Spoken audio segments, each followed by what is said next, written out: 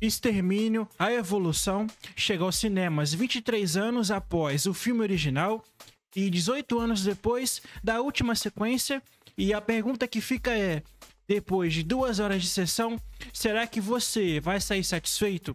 Bom, eu te conto agora. E aí, pessoas, aqui é o Bonini, trazendo a minha resenha sobre Extermínio e Evolução. E eu assisti ao filme, então finalmente eu posso compartilhar minhas impressões sobre esse terceiro filme tão aguardado da franquia, que começou lá em 2002 com a direção do Danny Boyle e o roteiro do Alex Garland.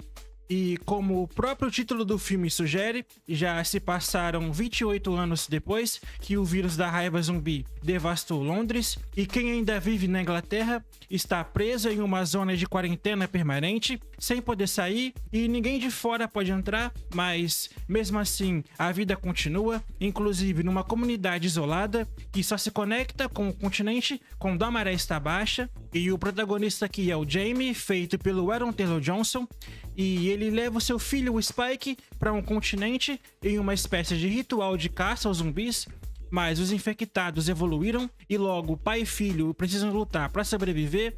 A Jodie Comer, que faz a Isa, a mãe do Spike, ela sofre de uma doença misteriosa, e o Ralph Fiennes, que dá vida a um eremita local que pode ter a chave para entender essa enfermidade. E quando aqui nós falamos de reações do público, tudo que gira em torno da expectativa, e no caso dessa franquia, ela vem com um peso grande, porque os 2 primeiros filmes entregaram experiências bem marcantes, mas esse novo capítulo pode causar divisões, porque ele segue um caminho diferente, e se você conhece o estilo do Danny Boyle e do Alex Garland, já sabe que eles não seguem fórmulas.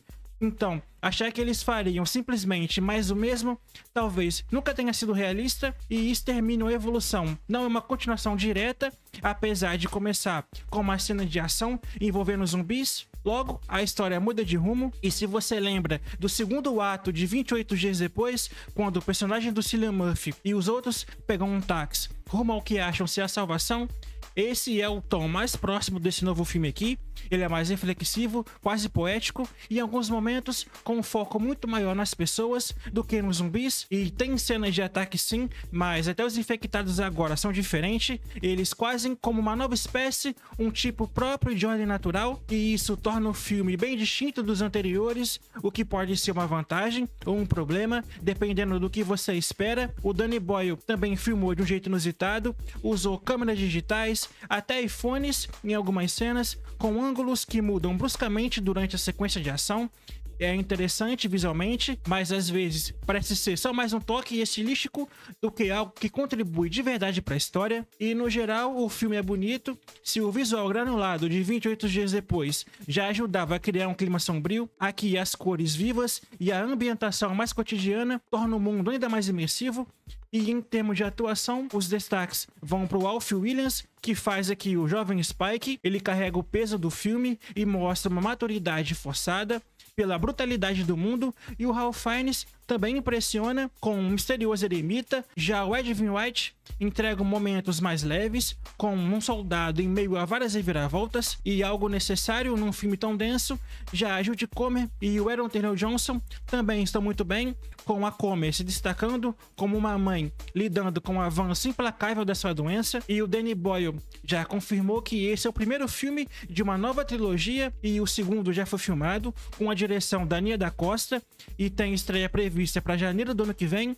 E o terceiro filme ainda depende do sucesso desses 2 primeiros aqui, mas curiosamente, embora esse novo capítulo tenha planos bem definidos para o futuro da franquia, ele praticamente ignora os acontecimentos anteriores, e a invasão da Europa, sugerida lá no 28 semanas depois, é resolvido em poucas linhas de texto aqui no início. E não, o Cillian Murphy não tá aqui no filme, apesar de rumores gerados pelo trailer, e totalmente Extermínio e Evolução é bem diferente dos 2 primeiros filmes, e isso vai agradar algumas pessoas e vai frustrar outras.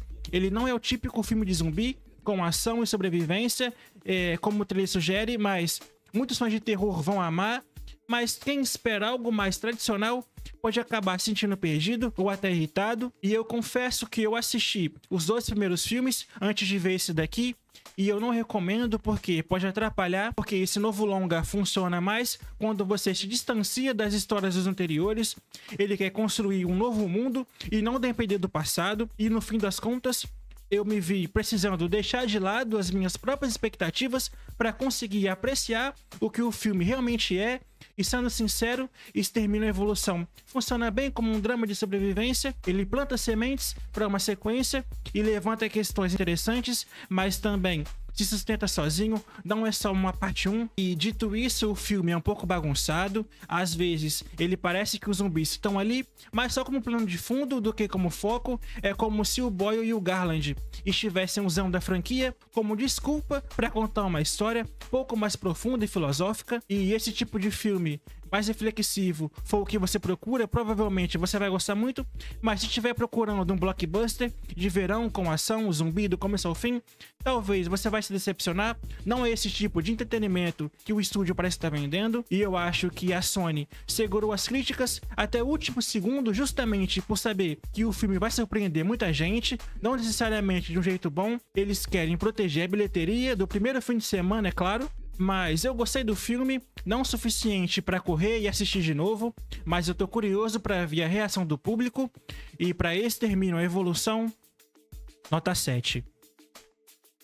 E você, tá animado? Acha que vai curtir essa abordagem diferente ou acha que vai sentir falta do estilo clássico da franquia? Comenta aqui embaixo, beleza?